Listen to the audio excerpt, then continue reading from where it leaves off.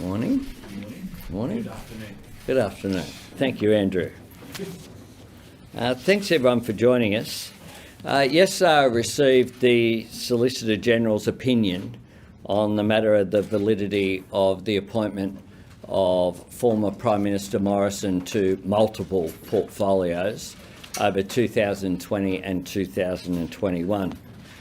Now today, given the highly extraordinary and unprecedented nature of this issue, I am releasing that opinion as a one-off, should not be considered to be a precedent.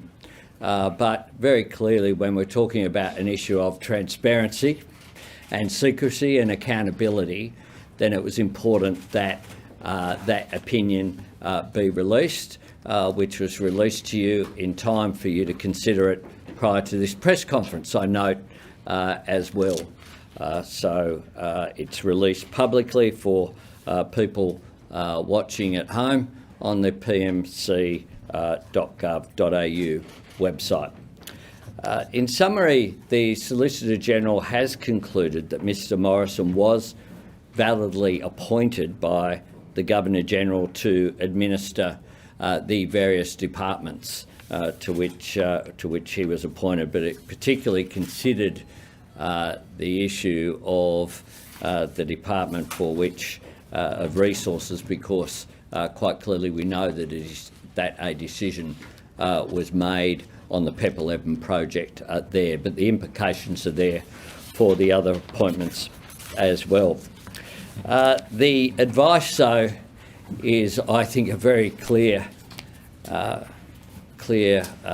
criticism and critique of the implications that are there for our democratic system of government of what happened under the former Morrison government. Clause 29 goes to the fact that according to the Solicitor General, that whether the notification was consistent with the principle of responsible government that is inherent in Chapter 2 of the Constitution.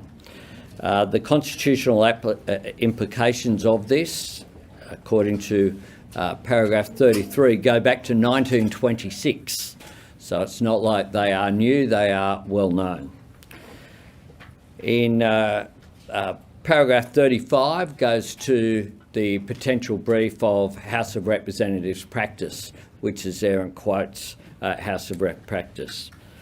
Paragraph 42 goes to the changes that were made to the form when ministerial lists are tabled in the Parliament, and of course can't draw a conclusion as to why that occurred or who made those changes, but that is another issue that raises further questions. Paragraph 44 and 46 go to the principle of responsible government being, to quote the Solicitor General, fundamentally undermined by the former government's actions. Paragraph 47 goes to the problems that were created with multiple ministers being sworn in to a single department without the knowledge of either existing ministers who are responsible or the departmental secretaries, and the problems that potentially would have created or did create. The Solicitor General obviously wasn't in a position to go through all of the history of this, because evidence obviously wasn't taken by the Solicitor General. This was just an opinion based upon the known details which are out there very publicly. Not dealt with in this opinion is also a range of issues. I'll name one, which has been raised by Christine Holgate yesterday. The fact that Mr Morrison was also responsible for administering departments that were shareholder responsibilities in finance, for example, is something that Christine Holgate has raised, and I think raised legitimately the questions that she has around that. There are, of course, a range of other implications there as well. I distributed the advice to the Cabinet this morning, and we gave consideration as to a way to proceed. The Cabinet has determined that there will be a need for a further inquiry, and we will give consideration at a future meeting into the nature of that inquiry, whether it be well, there are a range of different options available to the government, but it's agreed that it would be good. It needs to be not a political inquiry, but an inquiry with an eminent person with a legal background to consider all of the implications. In the Solicitor General's advice, it goes through some of the mechanisms that could be required, and I've directed the Department of Prime Minister and Cabinet to work with the Office of the Official Secretary to the Governor-General to adopt a practice of publishing in the Commonwealth Gazette future appointments of ministers to administer departments. Such a practical thing that needs to happen, that doesn't need any further advice, and something that we will do. We'll also give further consideration to whether any further immediate changes are required. So we will make a future announcement about an inquiry. I'm giving notice today that inquiry will take place. This isn't something that can be just dismissed. This is something that goes to our very system of government, which the Solicitor General's advice makes very clear. Prime Minister, with that gazetting of changes in the ministerial setup, is that going to mandate that now? Is that going to be, required upon this government and future governments to basically remove the secrecy of any changes that might be made? Well, I've directed my department to work with the Office of the Governor-General to achieve that outcome. But I think one of the things that we will need to consider is any future legislative change to make sure that that's enshrined, to make sure that it's not dependent upon the goodwill of the government of the day. I think it's fair to say that what we're dealing with here wasn't envisaged. I don't think anyone in this room, certainly no one in the current government, sat around and said, I wonder if Scott Morrison has been put in charge of the Department of Industry, Science, the Department of Home Affairs, or whether he's made himself Treasurer. Given that it wasn't considered by the former Treasurer, then I don't think that's surprising. But clearly, there is a need to ensure there's absolute confidence in our political system and our political processes going forward. We have a Westminster system of parliamentary democracy that relies upon conventions, it relies upon accountability and checks and balances in the system. And those checks and balances have been thrown out by the former government. Prime Minister. Is there any possibility of wrapping this inquiry into a wider inquiry about decision-making during the pandemic, or will this be standalone? And secondly, did you send this opinion to Mr Morrison? With regard to sending the opinion, it's been sent to all Australians. Now, it's up on the website. The opinion was received by myself, the Attorney-General, got to see the opinion, as did the Governor-General. It was given to the Cabinet first, which is entirely appropriate, and then distributed to the Australian people, which is also entirely appropriate. Prime Minister, question. Prime Minister, on the first one, sorry, Michelle. On the first, this will be a standalone issue. I've said that I said this in opposition.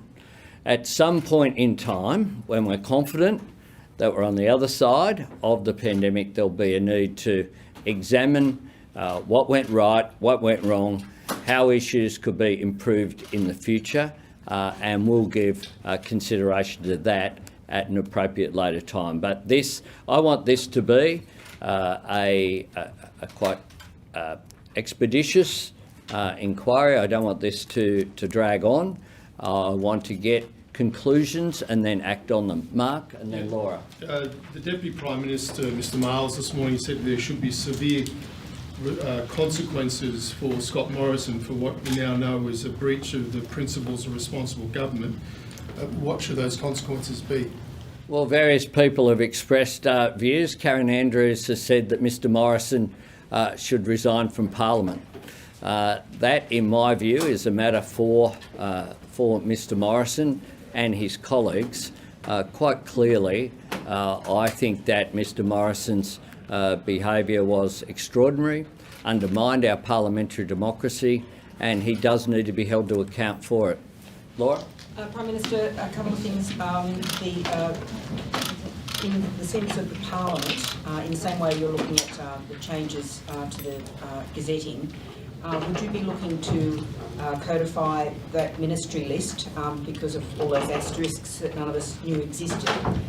2, will you be taking or will the government be sponsoring any action in the Parliament to censure Mr Morrison? And could you just clarify for us, in terms of the inquiry, are you talking about an inquiry in terms of these processes, or are you also still examining, the potential legal issues like Christine Holgate and the extent to which there may have been not necessarily decisions taken by Mr Morrison, but issues that may have been affected by his presence in those portfolios? The inquiry will need to examine what happened and how it happened. It will also need to examine what the implications are for what occurred, over whether there are any legal issues that are raised, which is why we will be looking at someone with a serious legal background to undertake the inquiry. And then thirdly, it needs to look at future reform, how we can ensure that this doesn't happen in the future. So making positive future recommendations as well, which I can't envisage that the government wouldn't act on all of the recommendations which are made. Sam? In relation to the inquiry, what powers, if any, will it have to compel witnesses? Will it be able to call Scott Morrison? Will it be able to find out who knew what and when in his office and the Department of Prime Minister and Cabinet? Do you have any concerns that serving people in the Department of Prime Minister Cabinet were aware of this situation? And just following up on Laura's question, you didn't actually answer whether you'd be supporting the censure motion in Parliament as to whether or not the former Prime Minister, has misled Parliament. I haven't seen any motions moved in the Parliament yet, so we'll make those decisions when Parliament sits. I don't intend to engage in hypotheticals there. We haven't given consideration to that. My consideration has been to get to the bottom of what is happening. The inquiry needs to do that. It needs to have the power to do that, and that's why we'll give proper, considered thought into what the structure of an inquiry should be based upon proper advice that I've asked the Department of Prime Minister and Cabinet to give me. Well, that's the consideration that we'll give. You won't have to wait that long for that decision to be made, but we'll get proper advice. I want to run a government that gets proper advice and makes decisions based upon it. And in contrast to what we've seen of the shambles and chaos of the government that we've succeeded. Prime Minister, have any concerns about actions in the shareholder ministries or the other ministries been raised specific other than the PEP 11 case with you that could have been compromised? I just said to you that. Thank you. I've just given you the Christine Holgate example, but there are other potentials as well. The Prime Minister, for example, the former Prime Minister was the Health Minister and the Industry Minister at a time when we were considering mRNA vaccine manufacture in Australia. If you think about it, the more thought it's given, which is why we are taking our time. We've only received the advice less than 24 hours ago or 24 hours ago. So we'll give proper consideration to the nature of what an inquiry should be. Andrew? Prime Minister, at paragraph 51 it talks about the gazetting, or gazettal as it says. It reads, it appears that the gazettal of appointments under section 65 occurs at the instigation of the Governor-General, and then says if that's correct, and if the Governor-General were to agree to institute such practice, then he could avoid or insulate himself from the wishes of the Prime Minister. Are you disappointed that in this instance it wasn't gazetted, as clearly the Governor-General could have done, and practice that was followed with previous Governors-General? I have indicated that I have directed the Department of the Prime Minister and Cabinet to work with the Official Secretary to the Governor-General to ensure that that occurs in the future. And has been done in the past, Prime Minister. Indeed. The report makes clear, though, that the Governor-General acted upon the advice of the government of the day, and the Governor-General himself has made clear in a public statement his views at the time, which were that he was, I forget the exact term that he used, but along the lines that there was no reason why he would think that it would not be made public. Prime Minister, you're standing in front of the Torres Strait. Prime Minister, just picking up from what you've just said though, there might have been no reason in 2020, but 12 months later, do you not think the Governor-General might have had reason to believe that those appointments were not going to be made public? And given what Andrew's just said, is that he always had the ability, beyond the advice of the PM, to pursue those appointments being gazetted. Are you disappointed that that was not pursued, given it remained an option despite the PM's advice? The Governor-General has made clear the decision-making processes that he went through, and the advice makes clear that the Governor-General acted upon the advice of the government of the day. Here then now. Prime Minister, following on from Sam's question about who knew what within PM&C, you talk also about bringing back confidence to the political system. What about the public service? How do they come off here? Do you flag any changes to the public service? Well, in terms of accountability here, I was asked a previous question, was there anyone in Prime Minister and Cabinet was aware, and I think that was a part of a multiple question, and when you ask multiple questions, sometimes not all elements get answered.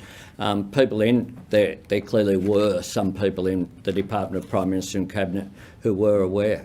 Prime Minister, thank you. You're standing in front of the Torres Strait Islander flag and you've just visited the region. Today, a large group of leaders from across the islands have released the Masig statement, which is their statement from the deep, their version of the statement from the heart. And in it they say, by virtue of sovereign right, we have the right to freely determine our political status and to freely pursue our economic, social and cultural development. They're essentially asking for the right to be able to break away as a state or territory if they so choose. What is your message back to them? That they are very much a valued part of our nation of Australia.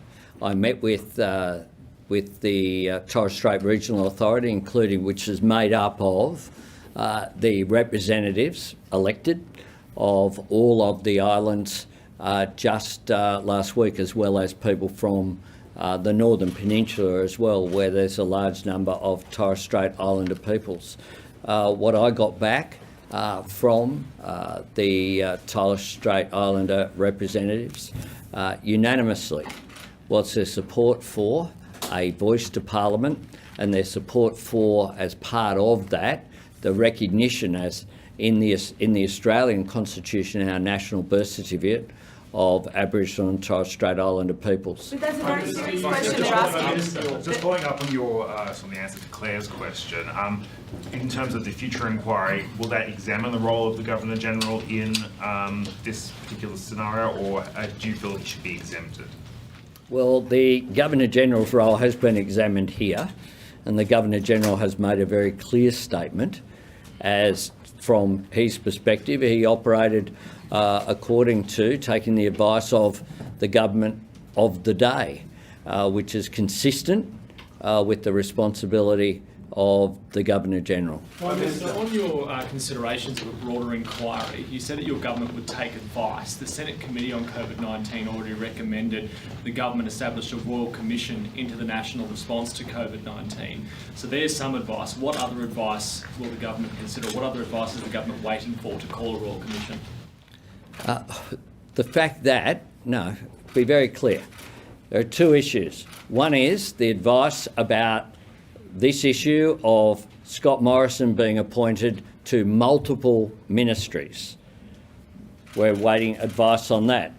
The issue of the COVID response is something that we are still dealing with, the pandemic. We have just dealt with a major spike in terms of the wave, and we're dealing with that. What I have said is, at an appropriate time, which the government will consider, we will look at what form of examination is required. But our priority in terms of the health response has been improving the vaccination rates, the additional funding that we've given to hospital services, dealing with the consequences of that bump in wave, including, of course, the additional support that we gave for paid pandemic leave as well. Has been our priority of the Commonwealth and the states, it must be said. We've acted as one, and we'll be meeting again, the Commonwealth and the states, at a National Cabinet meeting next Wednesday. Now, the focus of that will be the Jobs and Skills Summit, but we'll also be giving consideration to other issues as well. Thanks, Prime Minister. Just on the Jobs and Skills Summit, the big bank CEOs haven't been invited. They are among the biggest employers in the nation. Could you just explain the thinking behind that? Well, the Australian Banking Association, of course, the peak organisation, has been invited and will be participating. The Treasurer has met with the CEOs of all of the four banks. The other thing that we've had is that this summit isn't just about the 2 days that are held here in Parliament House next Thursday and Friday. It's also the more than 60 summits and hearings that we have held right around the country, some of which are being held today, some of which have been held in regions. They've been held with section groups.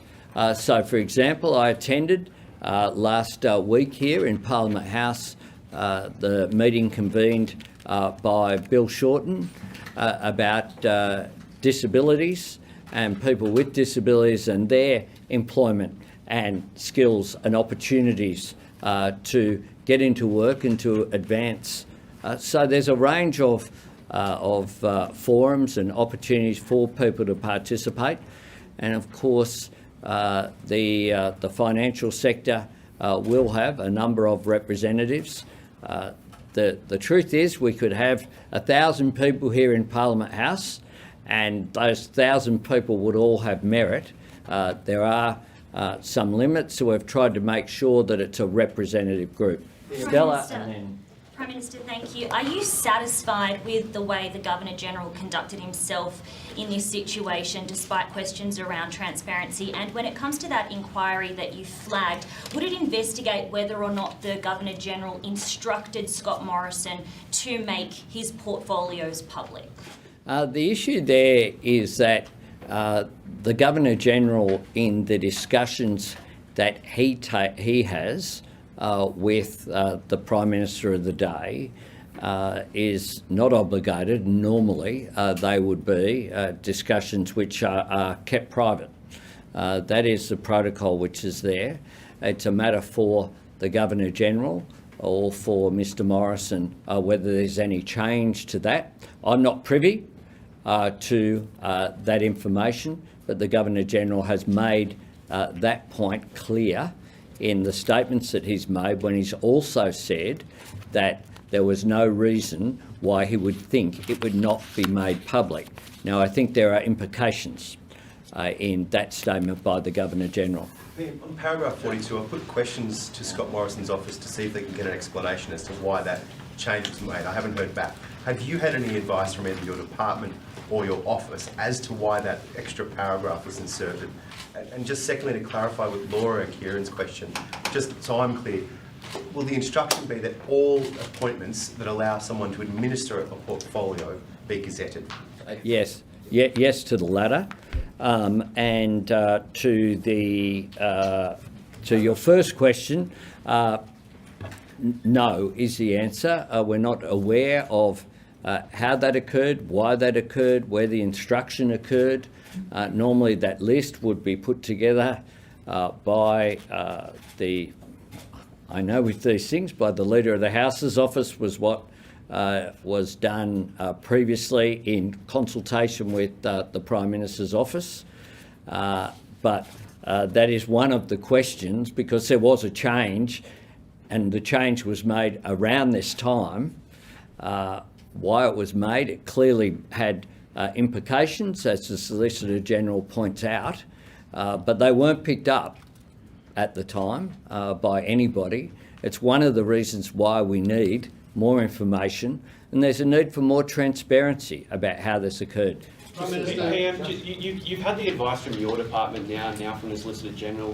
What questions do you still personally have here? What are the big things that are burning that you need to find out through this inquiry? Why this occurred, how it occurred, who knew about it occurring, what the implications are for our parliamentary system. Are there any legal implications behind decisions that were made? How can we avoid this happening again? There are clearly a whole raft of questions which have been raised, including with the Solicitor General's advice. The Solicitor General has produced this advice based upon the information which is out there, but of course he hasn't been able to ask questions about why this occurred or how it occurred. He simply examined what the circumstances are of what's before him. Prime Minister, yeah. You mentioned sort of this problem of multiple breakdowns across the system in terms of transparency. What are your concerns about what public servants know as a Harradine list, the requirement to give the Senate a list of new files created every 6 months? That might have been the kind of place where this sort of arrangement might have appeared, because secretaries of PM&C and also the Governor-General's office would have generated new files that might have given the people a clue that this guy had multiple jobs.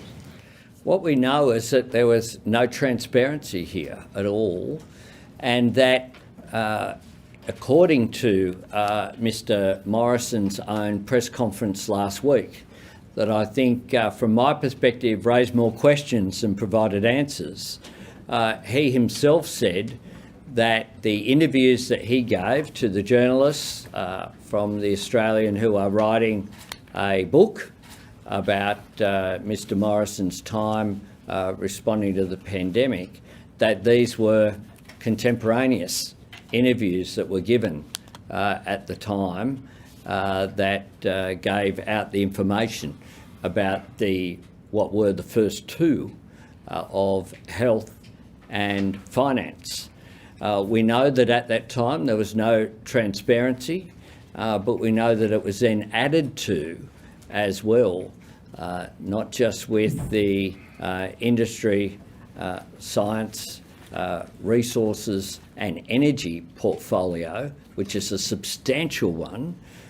We know that within that portfolio there was a decision on PEP 11, but we also know that in a way that I think is, I know is certainly not normal practice, that the Prime Minister was appointed as the final decision maker for grants in excess of $800 million for a manufacturing fund.